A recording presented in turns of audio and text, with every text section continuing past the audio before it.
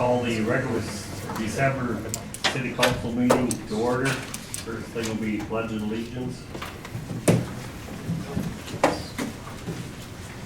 I pledge allegiance to the flag of the United States of America and to the republic for which it stands, one nation, under God, indivisible, with liberty and justice for all.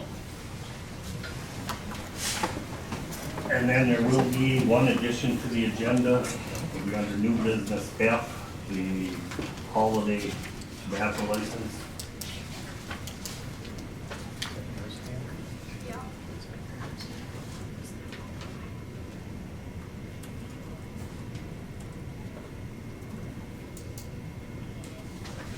Are there any other additions? Is there a motion to accept the agenda? So moved. Is there a second? Second. All in favor? Aye.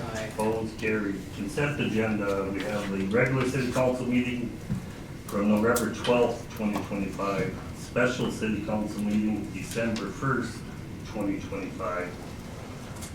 Financial reports payable, city accounts payable November 2025. City financial statement November 2025. And the liquor store profit and loss statement November 2025. Any questions on any of those? Motion to approve. Is there a second? No second. All in favor? Aye. Opposed, carried. Public comment. This time is reserved for comments from the public on matters not listed on the agenda. Please keep comments to 2 minutes. Seeing none. Department reports, Carlton County Sheriff's Office.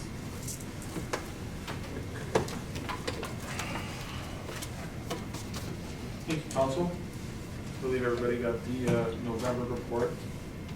Total calls 217, 92 of which were extra patrol and details, 25 traffic stops, 25 business checks, 6 community engagements, 6 on-view or public assist, and 8 paper service. 2 assists to other agencies, 2 medicals, and 51 other calls for response for a total of 217.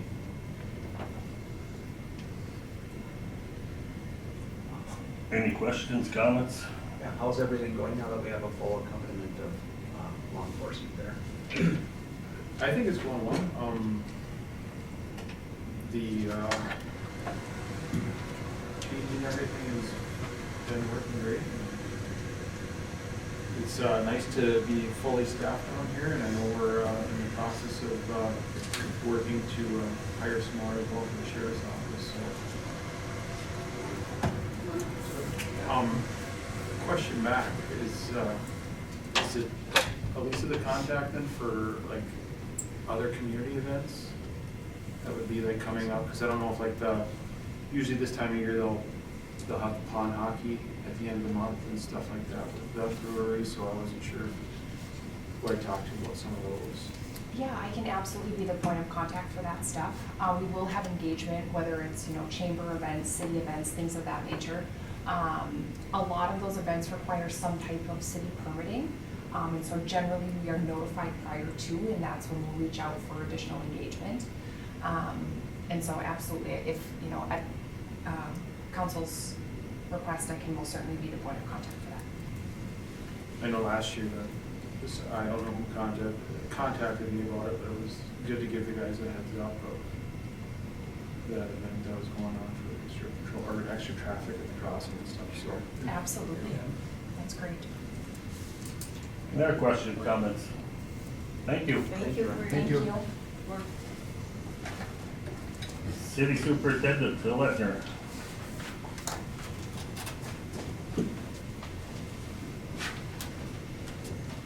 Thank you, Mayor, members of the council, Administrator Owens. Start with the water department as we always do. Water department, the month of November, distributed 3.4 million gallons of drinking water. I know you and your councilors write that number down every month because I watch you. If you go back and look, it's considerably down from where we have been for many, many years. I know about a month ago this time, we had a pile of water breaks up and down Elm here, we had right up here by the post office. Actually, that lost water equated to about 80,000 gallons a day that we were losing. So I like to, I'm looking at that 3.4 million gallon mark, hoping that's our new norm, which is fantastic. When I took over here, it was almost 300,000 a day, is what we're just pushing out to the distribution system. And I know we were not selling that much, because we could tell on the other end. And so the lower we can get that number, the better, because we do pay for that water coming out of the ground to the DNR. So sewer department collection system, 8.6 million gallons of wastewater in the month of November. That is also down a hair. I think 3 of those, what turned into be 6 breaks, I think 3 of those were definitely impacting some I&I, which then is just going to continue to increase our capacity at the wastewater facility. Sewer department as well, cleaning and televising for the trunk sewer line rehabilitation project was completed just prior to the snow coming, the first storm we had. So that is done. I think actually we're touching on that. My bad. You're fine. Doubled up. Okay, so that's done. So that's good. And the engineers have that. They got that day off. So trying to cut down on any additional lead time so we can move that bidding process up as fast as we possibly can. Treatment facility. This one's kind of really neat. So I know it might not mean a whole lot to anybody in the room but me, but just a couple things I want you guys to hear. Normally, every year, we do 4 discharges a year, totaling 20 to 34 million gallons of wastewater. And it's all geared on a 210-day detention time at the ponds. So essentially, there's discharge windows that we have that we can discharge in, and there's discharge windows we can't discharge in. So the goal is to store that water for, at the worst case, 210 days. So we have enough storage without having to discharge. That pattern in the past, we have had to have 4 discharges per year. We did not have to do a 4th discharge this fall. So that is a telltale sign of lining projects working, I&I reduction, possibly the bug program, because that is also taking up capacity in those ponds as well. The bugs we won't know until next year, well, after we do our initial survey. But anyway, so I know we sit here and we look at these fancy documents from the engineers, and that's great, they do a wonderful job, but it doesn't mean a whole lot to a lot of people.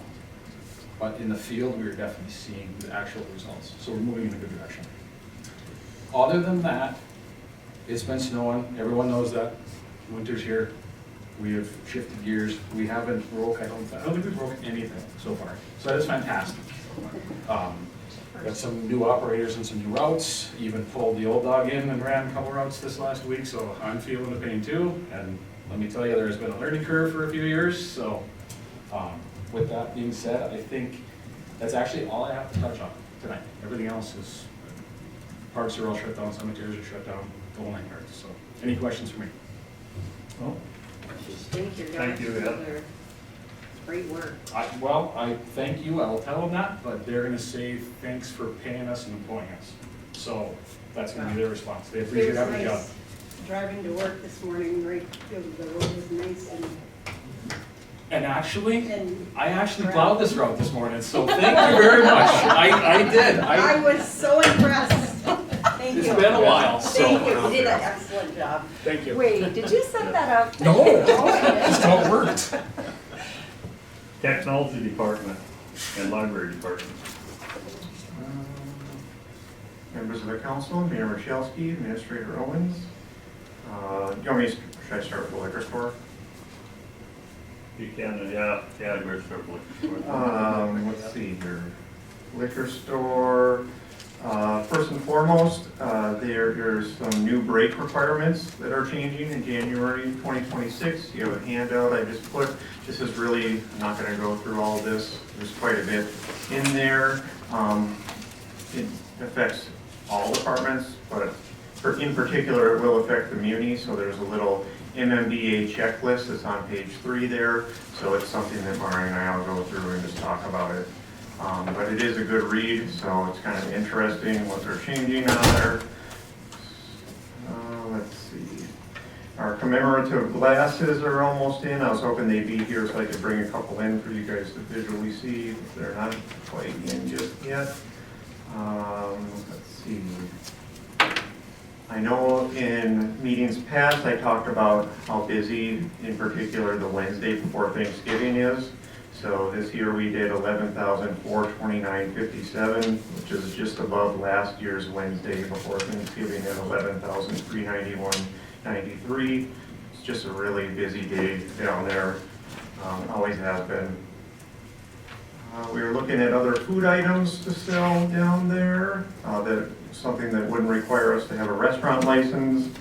And then also a handout is I have from Upper Lakes Foods, a new dishwasher. The dishwasher we currently have down there is almost to the point where it's beyond repair. Jim, I don't know if you have any comments about that. It does waste a lot of water because it continues to run. So it's not a good thing to just have keep running either. So we talked about at the liquor committee meeting, there's an option for leasing, and then there's an option just to purchase outright. This would fit into the capital budget of this year, which is why I'm bringing it forward right now. So if we want to purchase this and get things moving, my recommendation, I guess, would be to buy it outright, along with the service agreement to buy the chemicals from there, and they will come in and service this dishwasher.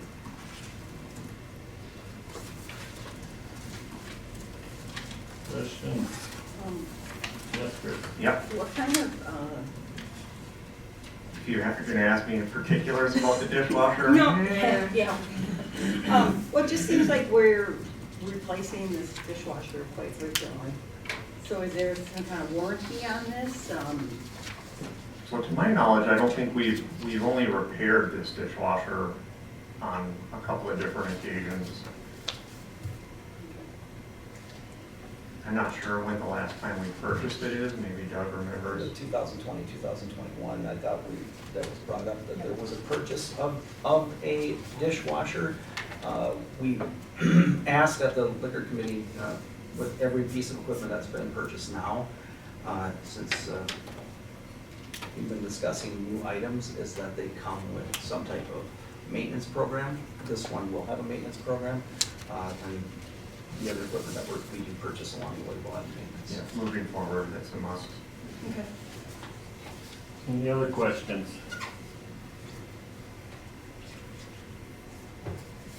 Any motions? I'll make a motion that we purchase the glass washer outright from Upper Lakes Food Is there a with the second? maintenance Is agreement. there a second? What's that? Any other questions, comments? All in favor? Aye. Opposed? Carried. I have for the liquor store today anyway.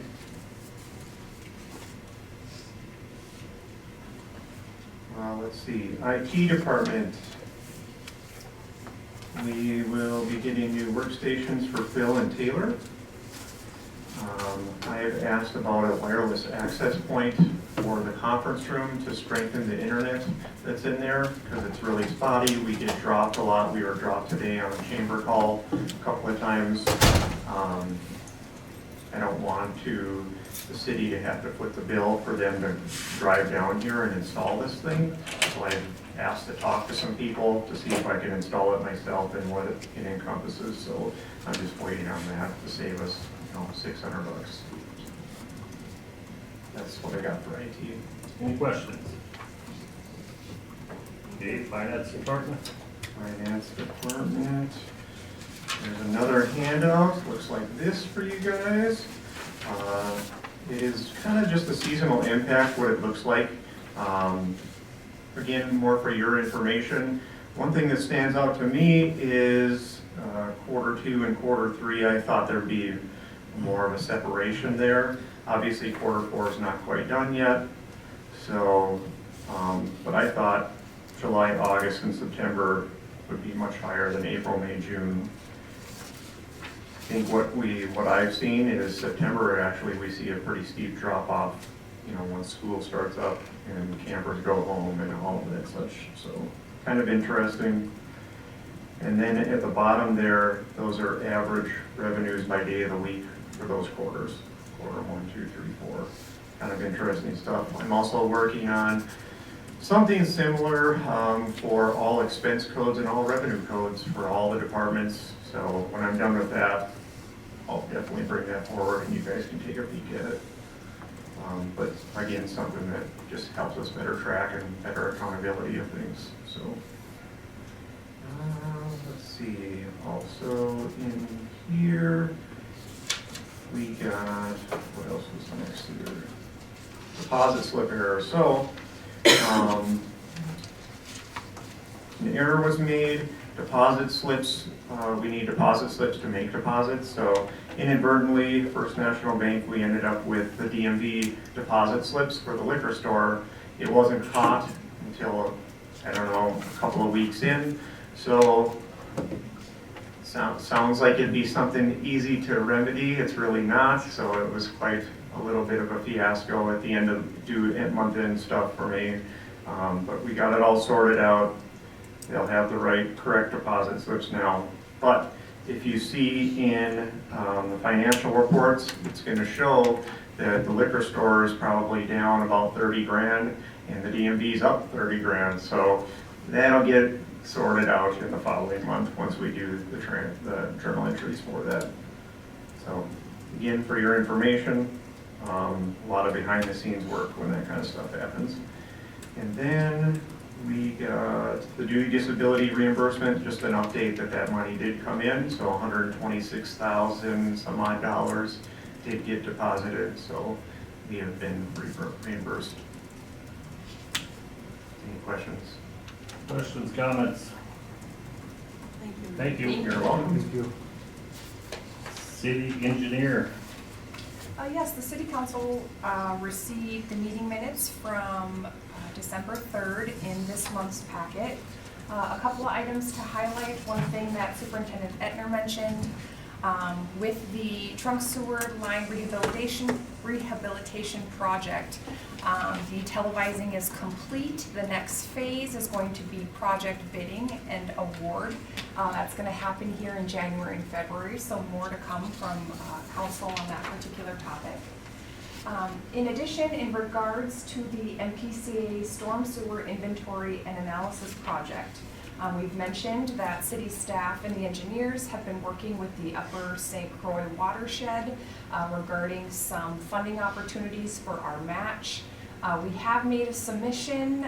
There's been some back and forth dialogue regarding updating our work plan in order to incorporate water quality benefits, so our engineers are working through that.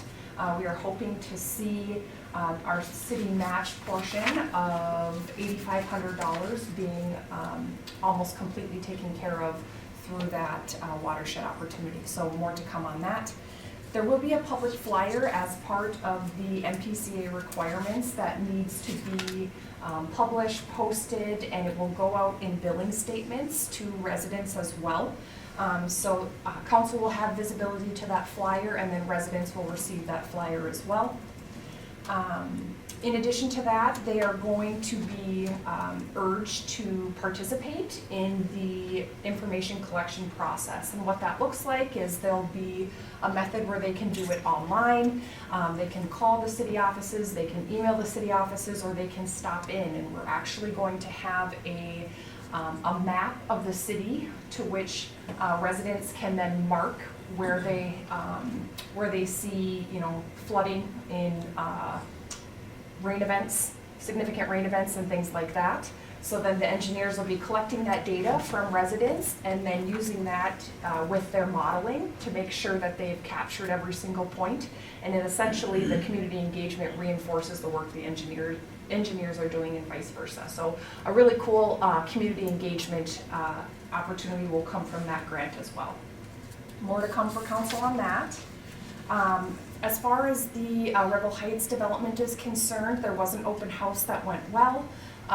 City is continuing to engage with the realtor regarding the sale of the townhomes.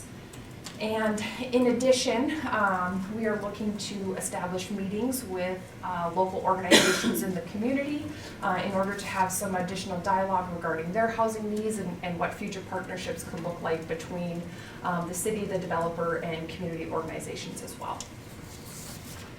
The last item from the engineering meeting minutes that I did want to touch base with council on, it's on page 5 of the engineering meeting minutes, so the second to last page. It's under, let's see, is that 6C, I believe? Okay. 6C, it's under the water tower section. So one thing that city staff and Councilor Jutman and Mayor Michalski has engaged with our engineers on is starting to have discussions about long-term planning and what that looks like for each of our utilities and their respective enterprise funds. And so some of the dialogue that has occurred is we requested information regarding the cost of continuous maintenance, improvements, and repairs to our water tower. So this is a process that we'll be engaging in for our utilities and our major assets of those utilities. What the engineers provided is a breakdown of what maintenance, repairs, and improvements may be needed over a 25-year span for the water tower. So what administrative staff will be doing with that data now is working with the city engineers to figure out what this looks like from a savings perspective and what monies need to be set aside on an annual basis in order to be able to repair and maintain and improve those major assets of our utilities. So we will be engaging in this process in the background and bringing forward more information to council. I know council has been highly engaged in our water and sewer utility funds and making sure that those funds are viable and that those funds are operating in a positive way while maintaining as low rates as possible, and that's been, you know, priorities that the council has set forward. So this will be added in our process moving forward. Just know that the rates that were presented at November's meeting, as far as the water fund is concerned, and then again tonight, they don't incorporate these figures yet. So there's a lot more work to be done. We've taken this in bite-sized chunks. One thing that we added in the last couple of years is depreciation and the value of such into those expenditures for those funds as well. And so the next step will then be asset planning with our utility funds and what that looks like. So we'll engage more on the water fund when it comes to the 2026 budget presentation, but please just keep in mind that what is presented tonight for those utilities does not incorporate these types of costs associated with operation, and we'll be adding them in and continuing to work on this over the course of the next year. Questions, Doug? Yes, I would just also bring up under F, with what City Administrator Owens brought up, E, that's $1.86 million. That's a 20-year program for that, so if you break that down, that's $93,000 extra a year, which would wipe out any lining project that we're doing if we needed those two funds. So keep that in mind, that it's $93,000 a year, and as you stated, it has nothing, these figures have nothing to do with what we're looking at. That's been proposed by city staff already. Any other questions? Comments? Thank you. Looks like Chamber of Commerce monthly update. Yes, Executive Director Michelle Anderson did provide an update. The chamber meeting was moved to Zoom today based on weather. And so we did get an emailed update that I will share now. So the 2026 planning is going really well for the chamber. They are looking for more board members at this time.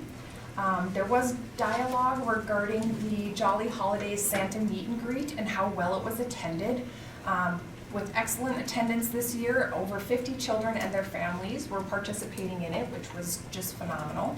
And in addition, annual award nomination forms were sent out to chamber members. And so any chamber member who's looking to participate in that award process, that information was included in the chamber newsletter. Questions, comments? Thank you. Previously discussed business, we have none. New business, 2026 special organizational meeting discussion. Yes, so historically, the council meets in the first week of January in order to conduct the organizational meeting for the year ahead. Just looking at the calendar, there are a couple of options for council. So the first working day in January is actually Friday, the January 2nd. We do have a lot of staff off that day, however, we could make it work. I didn't know if council was also going to be possibly traveling for the holidays. So the option that has been put forward would be Monday, January 5th. And just looking to have dialogue and discussion about what is preferred by council, either that Monday or the Friday the 2nd. Discussion. That works for me. I think that Monday would work for me also. Yeah, that might be better. The January 5th? Yes. Yeah, it's fine with We have me. consensus for that? Excellent, thank you. Resolution 25.12.01. So the city is engaging in the LRIP grant funding application once again. The application will be submitted on Friday. This resolution looks a lot like ones that council has seen previously regarding LRIP grant applications. This will be submitted on Friday. In addition, we're currently collecting letters of support from the community, which is going excellent. Just looking for council approval of the resolution that essentially certifies the city's commitment to fund the city's portion if the grant is awarded. The project that is incorporated in the submission is for First Street and improvements from Trunk Highway 73 to Birch Avenue. Questions, comments, motions? I'll make a motion that we accept resolution number 2512.01. Is there a second? Second. Any further discussion? All in favor? Aye. Opposed? I'm abstaining. Any carried? You get that? Rebel Heights development update. Yes, so council in the packet received a map. The parcels pertinent to the development agreement, purchase agreement, and EDA resolution are going to be the next three in line. This would give the developer a total of 6 parcels and essentially the ability to construct 3 townhomes. So in the packet, following the map, council received visibility to the development agreement, to the purchase agreement, and to the EDA resolution authorizing the sale. The purchase agreement is between the EDA and the developer, and the resolution is pertinent to the EDA as well. What I am seeking a motion from council on tonight would be the development agreement. The verbiage in the development agreement resembles that of the previous development agreement. The modifications are pertinent to this next phase. And so how it was established within these documents is we're still in phase 1, and this is phase 1B. So the secondary portion of phase 1. And so you'll see that 1B is incorporated in all 3 of these. That is relevant to the next 3 parcels. The EDA will meet next week, and the EDA will engage on the purchase agreement and the resolution at that time. The EDA did receive these documents at last month's meeting. We have engaged with the city attorneys. Those are who have drafted these. And we will continue to engage throughout the remainder of next week, where the EDA will essentially look to approve the purchase agreement and resolution authorizing the sale. Any questions? I just have a comment, section 5.5, it does tell us, it's page 75 of the document, that when a property is the developer has the property, they have that 1 year to build upon it. So we do have some safeguards in the agreement, so if that came up as a question. That's all I have. Any other questions? Is that 1 year to start or to finish? It says to start, and then there's also something about if something doesn't happen, subject to unavoidable delays, the developer must timely commence construction of the minimum site improvement within 60 days. It goes on to state that the minimum site improvement to the property not later than 1 year following the execution of the agreement. So, and then construction of a townhome with initial spec townhome not later than 1 year following the execution of this agreement. So I think that we have some pretty good safeguards built into this agreement.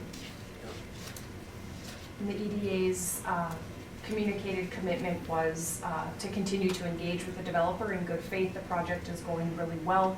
And then, engaging in a way that continues to promote partnership with 3 additional parcels. That would leave 4 more for phase 1.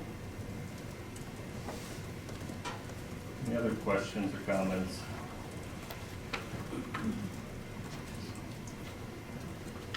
Motions? I'll make a motion that we approve the development agreement between Eric D. Joseph Properties Phase 1B. Is there a second? Second. Any further discussion? All in favor? Aye. Opposed? Carried. Law enforcement budget discussion.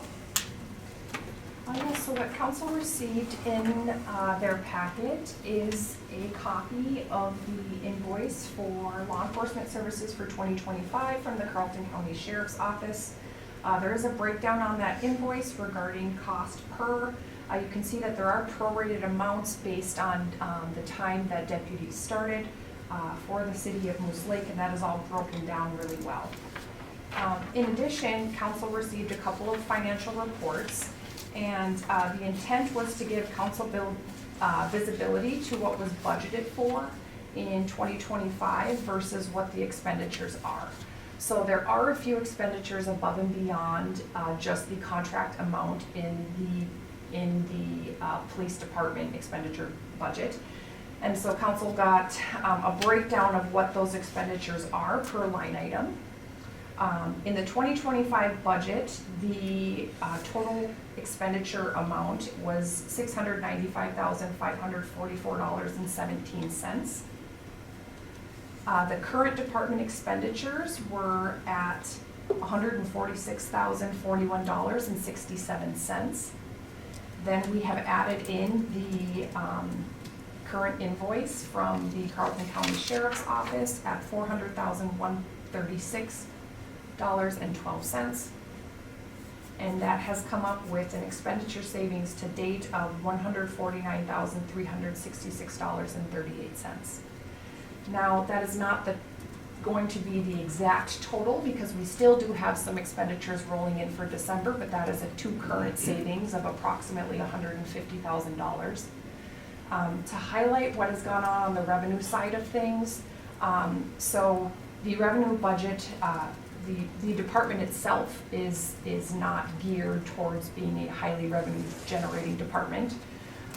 So you'll see that the $12,500 was the 2025 revenue budget in itself.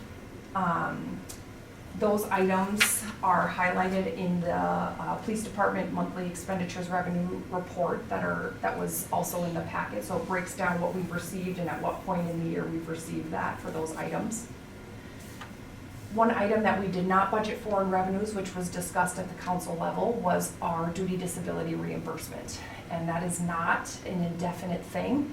And this was going to be our first year getting it in totality.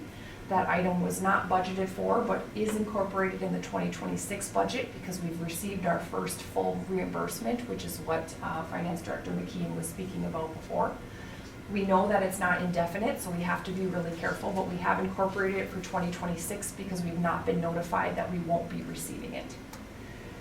So with that, if we're looking at an overall impact of the transition to the law enforcement services contract with the sheriff's office, we are at a positive general fund impact of $271,704 for 2025. Now, we've had a lot of engagement from the community requesting this information. We did just also receive a public data request for such that has not been fulfilled yet. We just received it.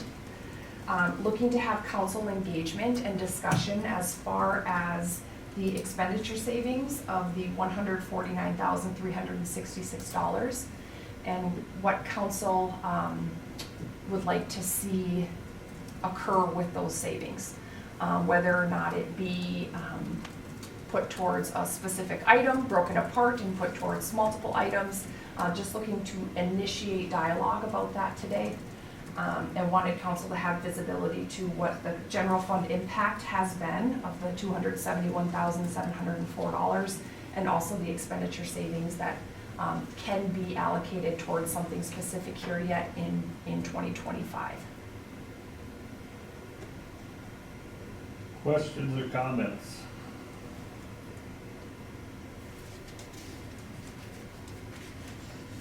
Then last year we had 220,000 savings, I should say. So last year, a lot of those savings were allocated towards the gravel pit.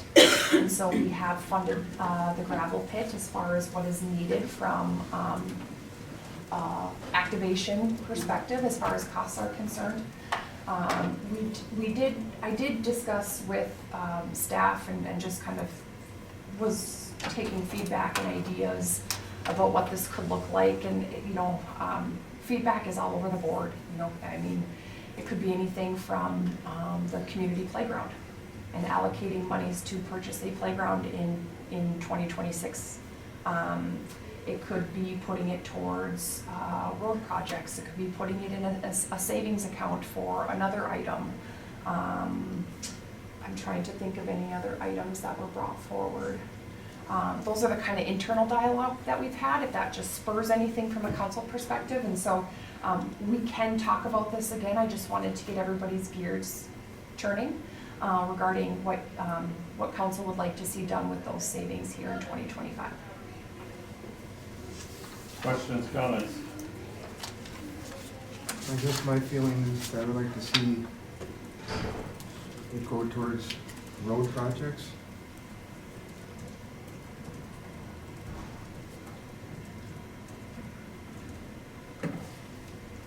Any other comments? I agree, I'd like to see it go towards road projects, but I'd also like to see it be used to purchase the playground equipment, since that is for the children of our town and families, and if we're pulling the other one out, that won't be there in the summer, and I feel it's kind of important to have that replaced as soon as possible. Yes. But I do understand the road projects, that makes sense too, but. With the park, I wonder about the grant, we don't know whether or not we'll get that grant. If I may, Yes. when you apply for those grants, a lot of them, if you spend the money first, you're not eligible for the grant. So I think that we should slow roll this just a little bit and make some decisions and find out what those grants first, because I'd hate to see us lose $149,000. Understood. So the grants require you to budget for it. Right. And so we have budgeted for one, or what the city can afford to budget for in 2026. So the grants require you have the money up front, but not that you spend it. That you spend it. So, there could be a allocation into a savings account based on whatever council's priorities are with those funds. And we would absolutely continue the process of trying to get grants at the same time. We don't have to do anything with it immediately, just starting dialogue. Are we looking at putting the playground equipment in 2027? So,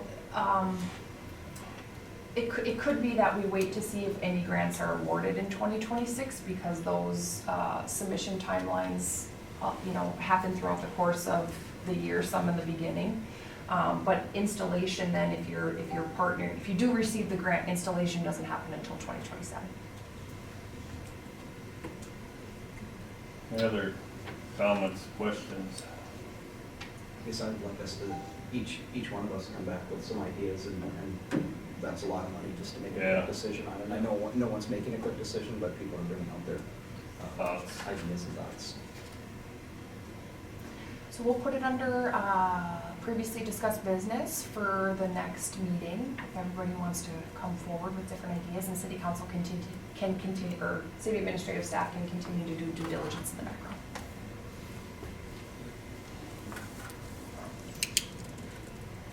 Any other questions or comments on that? Annual appointment discussion. Yes, so these are the appointments that will be reviewed at that organizational meeting on January 5th.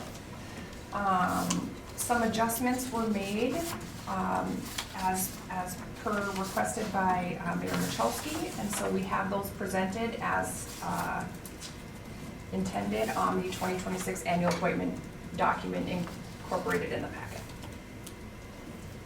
Questions, discussion? Were these requested by the individuals that, No. I guess if they want to remain on their committees, they should have that opportunity. And this is not etched in stone. That's why I asked at the special meeting for if people wanted to change or. Yeah.